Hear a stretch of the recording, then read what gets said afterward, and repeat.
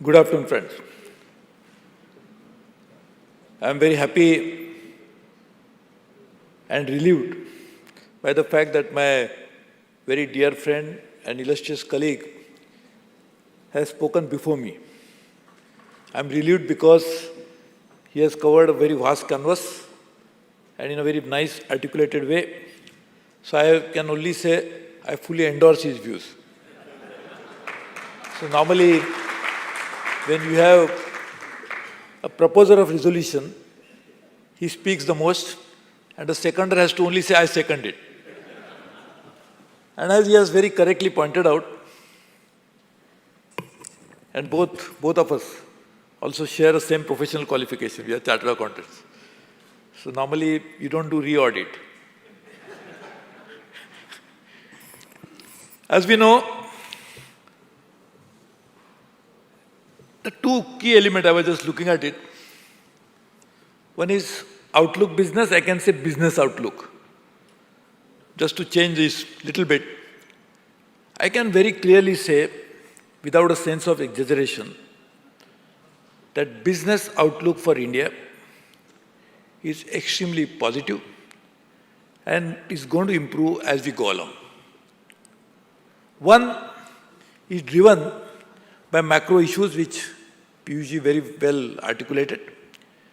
And always, what matters, it matters in business, it matters in sports, it matters in all fields. Even countries are driven by leadership. So clearly, you will see the leadership driving the change, as so much has been accomplished in last 5 years, and much more is going to be accomplished in another 10 years. So you can clearly see, after 10 years, India would be clearly in the top league. I'm not saying the topmost economy, still will be the third largest economy, but will be still one of the large economies. And to actually make it happen, we have prepared a 5 trillion, first to begin with the immediate task, a $5 trillion economy. And in which 20% of that is going to come from industry manufacturing. And detailed plan, what will contribute to that $1 trillion, which sector, what will happen, has also been planned with industry. And therefore, industry's outlook is pretty positive. They feel that we have to reach to this $1 trillion, and they are working on it. In fact, I just inaugurated an exhibition on rubber industry. I was personally impressed, and actually speaking, to remove my own ignorance about the industry, that industry, based in India, are exporting products globally. Synthetic rubber, many products made out of that. So we sometimes underestimate our own accomplishment, and therefore we can clearly see $1 trillion coming from that. $3 trillion of the $5 trillion will come from services, 60%, for which we already identified 12 champion sectors, and thanks to the Prime Minister, we already set aside, Cabinet approved 5,000 crores to revamp those sectors. In agriculture, many initiatives have been taken, which will come in a $1 trillion of the remaining $5 trillion, and that too, we have now come out with the first ever agriculture export policy. You can imagine agriculture, one of the big challenge of any agriculture anywhere in the world. I was just meeting the Australian minister. He was saying, you are not importing pulses. I said, try to understand the political pulse of India. We are making so much of pulses today, and that was unimaginable even 3 years ago, that India will ever import pulses, ever could stop importing pulses. Today, we are in a situation where we produce pulses more than what we can consume. And this is the kind of transformation that is happening in agriculture. But just imagine, the challenge is, when we produce more, the farmer suffers. Unlike in manufacturing services, if the IDFC Bank produces more, they will be happier, employees will get. But in this case, agriculture is a double whammy. That you have produced more, cost of production has gone up, and the prices fall. The only way we can address it, because you are not going to eat more rotis because the prices have fallen. You are not going to eat more onions because prices have fallen. The only way we can make it happen is to export it. The first ever agriculture export policy has been approved by the Cabinet, and we have set aside a target of $100 billion of exports for agriculture. And how will it happen? We have already identified the clusters from where those products will be exported. Specific clusters for specific product. Like, because we are in Mumbai, bananas from Jalgaon, oranges, it's not only from Nagpur. Nagpur should not be only known for Nitin Gadkari and Devendra Fadnis. Oranges also come from Nagpur. So export of oranges from there, grapes from Nasik, mangoes from Konkan, and I can always say that the best mangoes in the world are produced in Konkan because it's for my also previous constituency. But that is the area we actually identified and we are going to export for which clusters have been made. So, and that meeting, just 1 week after that, we had a meeting with all the state governments, all the ministers, all the agriculture secretaries, and we are actually operationalizing it. So just imagine the outlook part. When we actually do this happen, we export this, what will happen? Farmers will get more income, prices will not get depressed, and more money coming in the hands of farmers. That's the best way to boost economy. Because spending power will increase, the disposable income being higher, they'll buy services, they'll also buy more of manufactured goods. So the best way to boost economy is actually, if almost 60% of the people are dependent on agriculture, how do you increase their income levels? And when we say agriculture export, it's not just agriculture per se. It's agriculture, plantation, horticulture, meat products and milk products.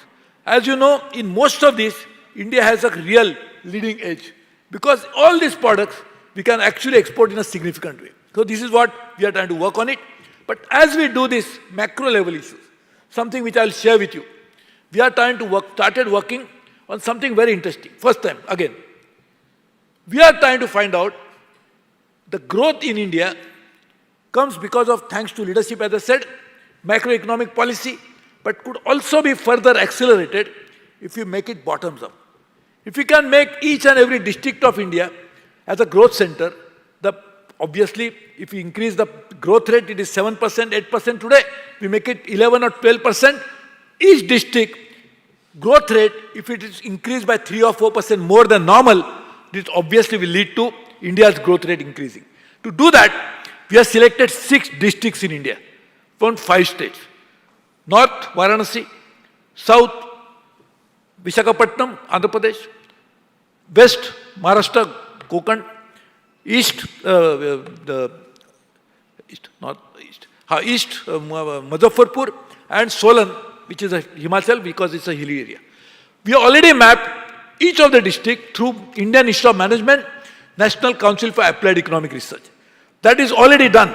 In fact, only other day, we already launched it in Varanasi. Now we are going to second phase to find out, knowing the profile of the district, how can increase the GDP of it by 3 or 4% more. Interestingly, and that was a revelation to me also. Sindhudurg and Ratnagiri, which were one district once upon a time, undivided, almost the same agroclimatic condition, geography, everything same, has a difference of 4-5%.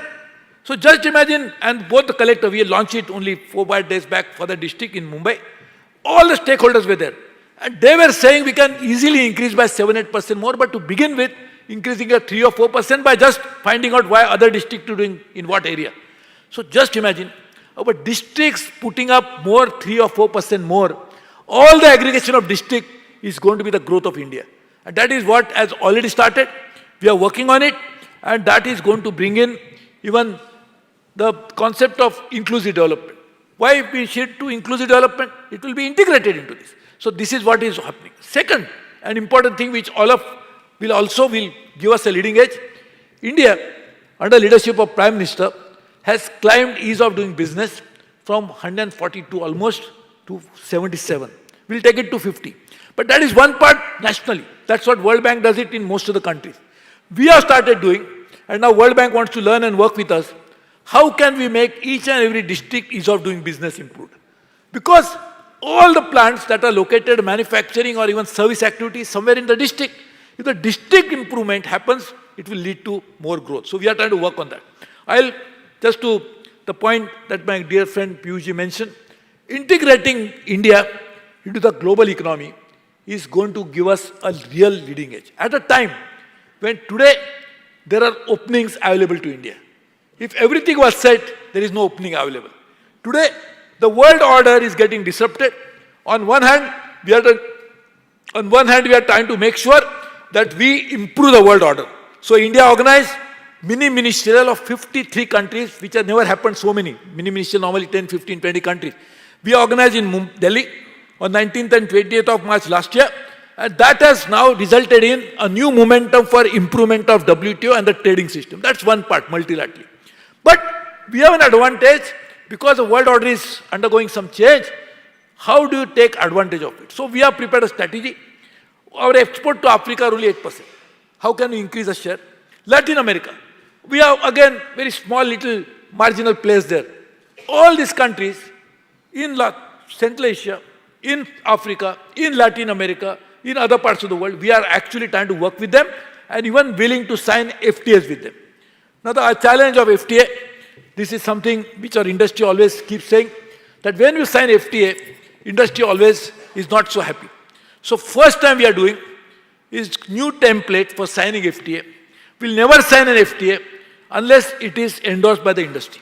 And to do that, we have appointed 3 independent agencies, because right now we are negotiating and all the leaders, including my Prime Minister, said we like to conclude it soon.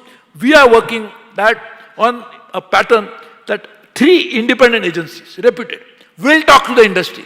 So we are not leaving it to the officers to say that this is what industry's view is. Independently we'll find out. So that will lead to more integration, but more benefits to Indian industry to increase it. Again, we are not saying that others should suffer and we should gain, but we always cannot also agree that we suffer and others gain. So we can make out a win-win agreement, win-win situation, and therefore we are trying to work on it. I am very happy to say that I am looking at a time that one sector which has been one of the great success story of Prime Minister Modi's sector, besides so many. We have Piyush has mentioned correctly, electricity, many. But one sector I'll just mention because that's my current responsibility. In aviation, India has done a phenomenal job. We have been able to reach out to far corners of India. It was unimaginable only about 4 years ago. We have concluded yesterday, 2-day event, the first ever Global Aviation Summit with all the players participating in it. It has never happened anywhere in the world before. Almost all the 86, or actually end of the day 89 countries participated in it. And what are we doing? We are saying roadmap for manufacturing of aircrafts in India. 100 new airports with almost $65 of investment. Building an ecosystem wherein MROs and all of the facilities will happen in India. We'll train people to cater to this growing demand, but not just for India, but for global situation. And therefore the International Civil Aviation Organization chairman was here. He said this is the best opportunity for India to offer skills to rest of the world. And that is what we are trying to do. We have prepared a first ever air cargo policy, which will bring a new dimension to growth of aviation. Because passenger traffics have grown by almost 20% for the last almost 4.5 years, but now we'll bring in a growth from cargo also. At a time when we already have announced agriculture export policy, so cargo will again drive this growth. So just imagine one sector of aviation which has brought in so much of change, because we always seen is a rail connectivity, road connectivity, digital connectivity, or even Prime Minister Vajpayee ji was thinking about water connectivity. Just imagine air connectivity itself is going to bring in huge benefit. Chinese economy, when it was growing double digit, one of the reasons people are asking what is the real cause of it. There are many, but one of the principal cause was connectivity. Chinese could connect the hinterland to many areas, and now we are going to announce Udan 3 in the next few days. We have already completed a bidding, and the bid is also over. We will be connecting something like 254 new centers. It's unimaginable. Thanks to Prime Minister, including we are connecting waterways, waterfronts. So now the planes will land not only for airport, but on even water ports. So they will be landing on water domes, and they can actually take off from there. We already had announced the policy, regulation, and now the bids have come. So far away areas, whether they are river fronts, whether they are sea fronts, whether there are any water bodies, they all can use the air connectivity in a significant way. So just imagine, this is what is going to happen over a period of time. And therefore I was saying, the outlook for business and for economy is not only positive, but I would call it, if I was a rating agency, it's AAA. So therefore, we can definitely go in and actually take advantage of it. Now, the entrepreneurial spirit of India drives the economy. And to make that entrepreneurial spirit work, we have to remove regulation. And that's why we are also parallelly working under chairmanship of Secretary DIPP. We have set aside a committee to make sure that we remove all unwarranted regulation. So I'll request Outlook, please tell us what more you want us to do and we'll do it. Yesterday, the angel tax, the issue was there. We already worked on it because by definition, angel tax should be angel in form. They should come like an angel. So we have already done that and actually we'll be very happy to work with you. But there is always an issue. As we have seen, the GST is going to result in tax to GDP ratio improving. It is going to bring in some sort of a transparency in the process, and more the revenues that we generate for the government as well as for the corporates, that is going to drive the growth. And therefore, we must ensure that our compliance improves, our simplification happens, our transformation will happen through these means by allowing the entrepreneurs to grow. Because without entrepreneur, India's growth story will not be complete. And in fact, India's growth story began with entrepreneurship, and it will be further accelerated with entrepreneurship. And to make that entrepreneurship grow, we are fully committed to make sure that we will do everything possible, removing all the hurdles and make it grow. And we are lucky to have very dynamic ministers like Piyush Goyal in our cabinet, which make sure that we'll drive and work on that process. So what is the leading edge? I will say India has a leading edge because we have all that is required for India to grow actually in India. At the time when so many economies are slowing down, so many economies are facing challenges, India stands out in terms of growth, and definitely we are still going to grow even at a faster rate. All those changes that had happened in the last 4 years, structural changes, will actually accelerate the reform process and the growth to follow in the next few years' time. So I really look forward to it, and therefore I congratulate Outlook for calling it leading edge. So what is the leading edge? India is a leading edge, and that's why we'll definitely make sure that it happens. I'm sure Outlook will continue to put the real positives of India, and that will be the real positive outlook. Because one thing you must remember, if you think negative, the best of doctors can never cure a patient. If you think positive, medication works, but more importantly, that positive energy works. So for an economic outlook, see all the positives that are available to us, use those positives as a driving force, and you will see not only our own health, but also the health of economy becomes far, far better. So we really look forward to that and happening, and therefore I congratulate Outlook again for making this happen. I really, once again, congratulate my dear friend Piyush Goyal. He has been, in a way, only by age, he's younger to me, and I've been knowing him for a long time, and we have worked together on many issues. So same way, I'm very lucky that he succeeded me as a power minister. He succeeded me as a railway minister. So this is in safe hands. So I'm very happy about it. So I really look forward to working with him and taking it forward. All the best to you. Congratulations to you. Thank you very much.